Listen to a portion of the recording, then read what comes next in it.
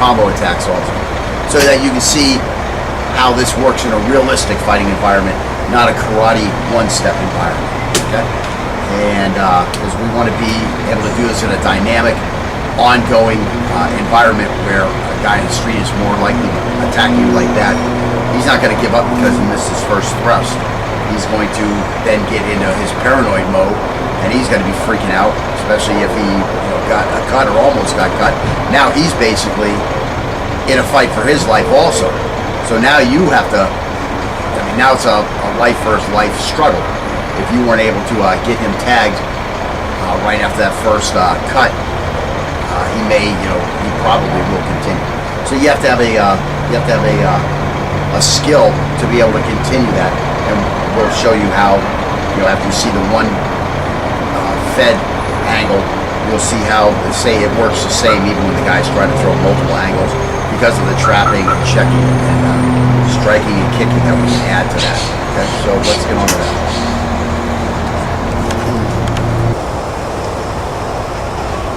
So a lot of times you hear guys say, well, I would never fight with a knife, a guy with a knife, I would just run away.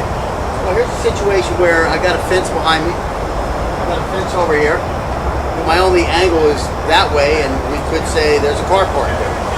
So, I mean, there's lots of times where you could be in an area where, here I am, I'm getting in my car. But the parking lot happens to have a fence there, a fence there. This guy comes cruising from around something over there, or you're coming up, you were coming this way, there's some kind of obstacle there, he decides, he's a crook, so he knows what he wants to do. He swings around over this way while he's following you. He just sits there and waits while you're going to your car. Or, of course, you're coming around your car with your back turned. You're not looking that way, so he's already heading towards you. Now you got your keys, you fumble for your keys, you put your keys in, and the next thing you know, this guy's here. Maybe you heard him just as he came around over there, and you got your knife out. So, you're able to turn and respond to this guy. Because, saying I'll just run away, that's nice. I hope you live in that world. But, these bad guys are out there thinking how to find you in a situation that's precarious to you. They want to put you in a precarious position. And, you're at the bar and your girlfriend dumped you. So you're not really looking around at your awareness. That could happen. So you're not being aware. You do still carry your knife. Maybe that's why she broke up with you, because you're a crazy freaking martial nut, getting ready for bug out day or whatever, and now you're coming to your car, oh, maybe I should give all this shit up, and now this guy comes and jumps on you. So, scenarios are unlimited where you could get stuck, and it's mainly because you let your awareness down.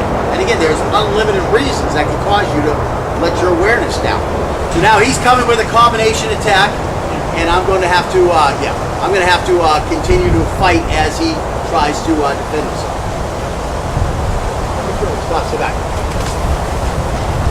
So see, this is the big thing. This catch right here is the big thing where he's got trouble. Now he's trying to grab my knife, but because of this shorter knife, there's nothing that he can grab except for a blade. So he's trying to stop me from cutting him while I just cut off his fingertips while I go to his neck. But this catch right here, which could be a trap, is what's critical to keeping him from getting on me. Because he had to turn towards me, he fed the knife right to my trap. And then I've got this here, and now I just continue to work, and I continue to move, and I take the slash here. I don't know what he got me with on my arm. He might have got me with the blade. This is knife fighting in tight quarters with a guy who's committed and is throwing a multiple-pronged attack.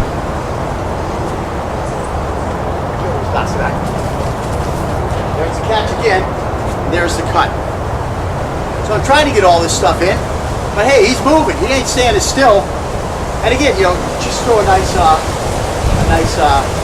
at me. Just stand still after. This is your crime technique. It's not reality. Yeah, you should train and try to get in a double cut. You should train and try to get this thrust in here. You're probably not going to get it because he's continuing to move. Anybody who shows you where the guy comes with one move and then they do 5 different moves on this guy, that's not reality. It's just not reality. Where every single one of those next 5 moves works. It's not reality. I don't know how many times I can say it. I mean, yeah, it's just foolish. Stops that.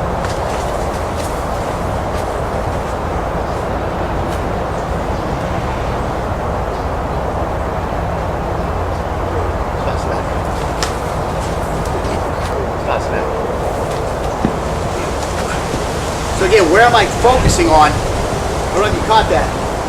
I'm not focusing on this area, which has a lot of movement. I'm focusing on this area, which has a lot less movement, as my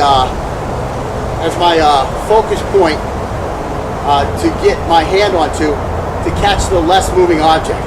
Especially this only, it's going to come straight towards me. You got to feed it right into my hand.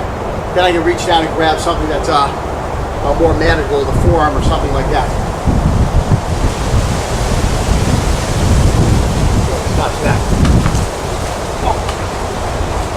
So again, I trap it and then I catch it. And again, he's doing the right thing. He's bringing that hand up, trying to defend that knife to his throat. We're gonna have some red throats today.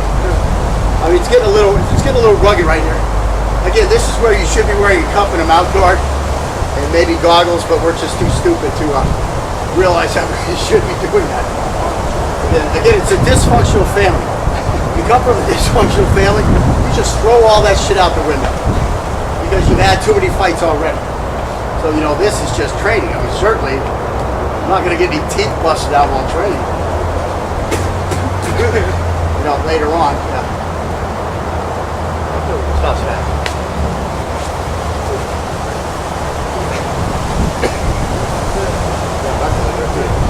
I mean, just start working on what you got. If all he's going to give you is cerebral cortex, take the cerebral cortex. Make sure you front that.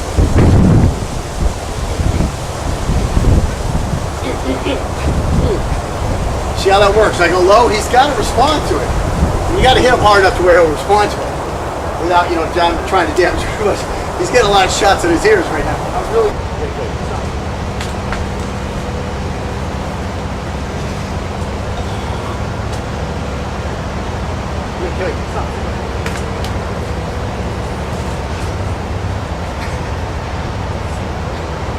Yeah, I mean, if you can get this guy bent back like this, it's really helpful. It's like when I hold you, I keep spinning you. When I keep spinning him, I was showing him, I've got this lever to keep turning him with. If he tries to turn the other way, it becomes very hard. See how I get my weight on him? I have weight on him here, and then I just keep turning here. Of course, he can try to spin the other way. No, he can't. I got his arm. He can try to spin this way, and I just try to outrun him. That's the secret. I just try to outrun him. Of course, I'm stabbing him during all that. So he's got problems. You can see I'm trying not to pose. Coming with an angle, and then a second attack. And of course, you got to be careful when you're working with this. You don't want to anticipate his movement. Of course, I know what he's going to do. A guy in the street isn't going to know what he's doing. So when I come with that too, when I started that attack, I expected to be here for my 5 also. So those first 2 attacks, when you come at him, you really do have to throw like this, and now you can start trying to respond to this guy.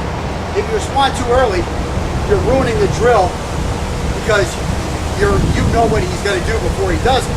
That's not the reality either. So again, I could go like this, right? It's going to be 2 and 5. I'm going to kill you. That's not reality, okay? Because I know he's going there, so I'm just stabbing right over here. Now, should he still have his arm out there? Yeah, he should still probably have his arm out there to where he can get something on that. But I think he was doing an example for you guys out there. Now this time, try to stop that attack. Okay? But now guess what? Now he knows I'm coming with that second attack over there. So it becomes very easy to ruin the drill and not make it reality. So you have to think this stuff through and work on it. Of course, at the end, when we get through all the courses and we freestyle, he's not going to know what I'm going to do. I'm going to do whatever I want. Again, I'm not going to know if he's going 2 or 1 on his zone defense or if he's going linear straight back. I'm not going to know. Or is he going to try to zone in and catch me on my first cut as soon as I say I'm going to kill you? Because when I say I'm going to kill you, I'm saying I'm ready to attack you, okay? Now that's the way it is on the street. You don't say back to him, stop, stay back, meaning I'm ready to defend you. No, when he says I'm going to kill you, you're the good guy, you can go right away.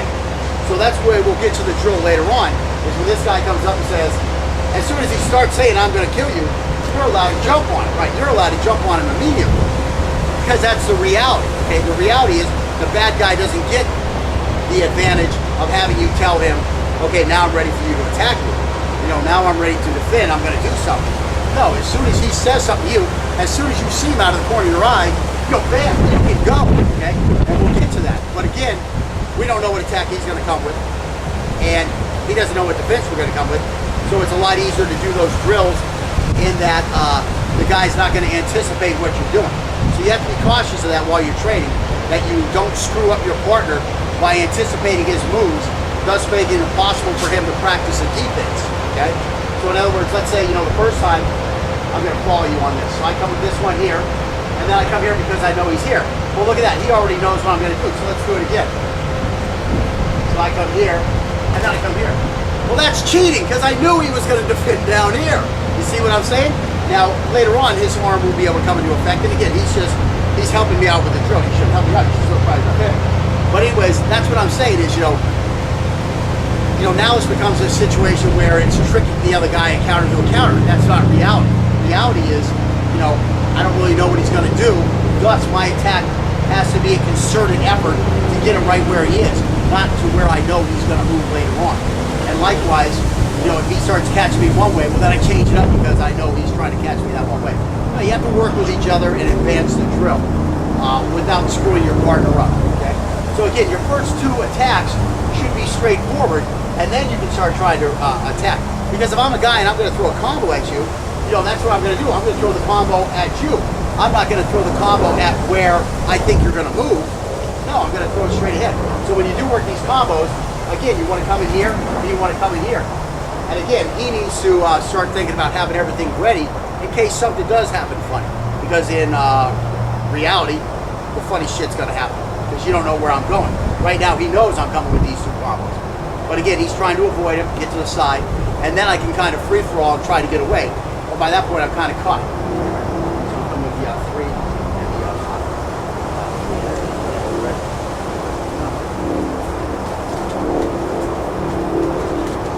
That's about all I can do is go to that leg. And again, once you get my throat, if I'm still fighting, you just push me off. I mean, I get you locked in pretty good where you have a problem. You're still trying to work your way through.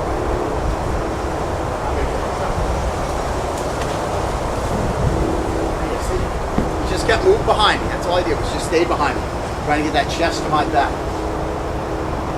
Back here, or I'm going to come here and I'm going to try to slash up. But either way, it would be in this area here. That's where you want to attack. I mean, even if I come with 3 afterwards, I just need that mark. That's what you have to start thinking about. And this is where, knife fighting, you learn to know the knife fighter. Same like with any sport. If you're boxing, you learn to know the boxer. You know how to defend a boxer better. If you go fight a guy who kicks and you're a boxer, you're going to have problems if he starts kicking your legs, especially if he still knows how to defend punches and stuff like that. The whole martial arts thing, you have to have all the pieces to be able to defend it all. But what happens is, by learning to fight, if you're smart, you start realizing that you're learning how other people fight. And so now you start picking out their weaknesses. So now, this guy knows I have a weakness. If he's over here, I have to come this way. And that's when you trap and catch me. You let me bring it to you. Don't worry about going too far out and getting it. It's going to come to you because I'm going to turn towards you. It's my arm straight in the system. Good. See, that time as I came down, he just grabbed it and pulled it right against me. Now, we're trying to work you how to trap and catch and check during the heat of battle, instead of just giving you a perfect example and letting you do it in an environment that's never going to happen in the real world. Make sense? I'm just coming up so you can hear me a little better. We got the work going on the back. But in those first ones that we did, that first set, that was left hand against left hand. And again, the hard part is that we're having to cross his center line, his fighting center. We have to cross his fighting center. Now we're going again to that right-handed guy, and it's going to be much easier to get to his outside and for us to control the center line.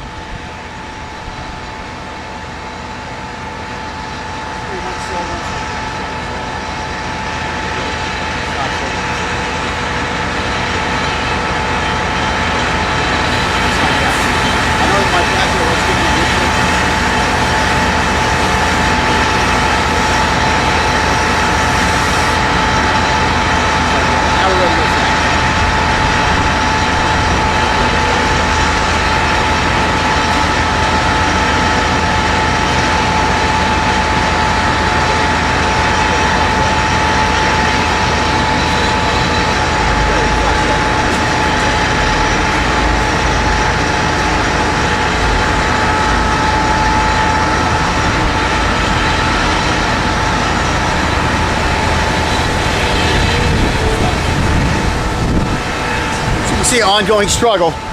We're able to fight through that.